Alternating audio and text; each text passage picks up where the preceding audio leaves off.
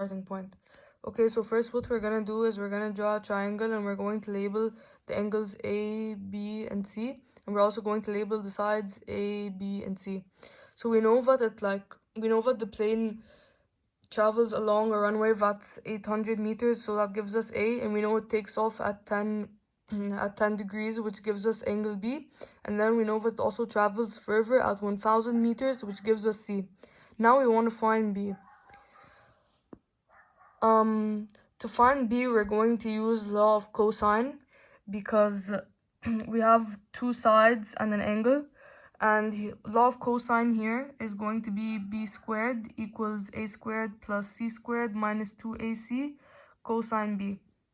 We know that 800 is a and that 1000 is c, so what we're going to do is we're going to do b squared equals 800 squared plus 1000 squared minus 800 times 1000, and we're going to do cosine 10, because we know that here b is 10 degrees.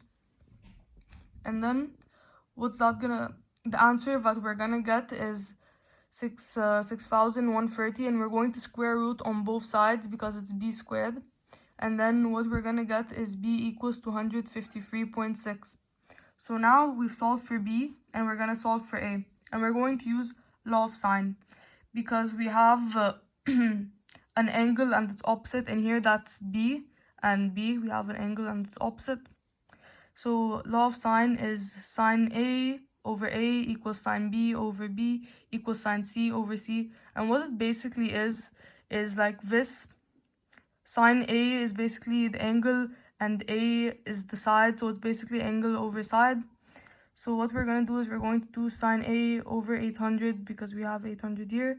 We're going to do sine 10 because we have 10 here over 253.6 because we got b here equals sine c over 1000 because we have 1000 here for c for the side. And then what we're going to do is we're only going to use this part to solve for a. So we're going to get sine a equals sine 10 over 253.6, and we're going to multiply it by 800 to remove the division here and move it to the other side, equals 0.547. And what we're going to do is we're going to do inverse sine, and that's going to give us 33. So we know that a equals 33 degrees.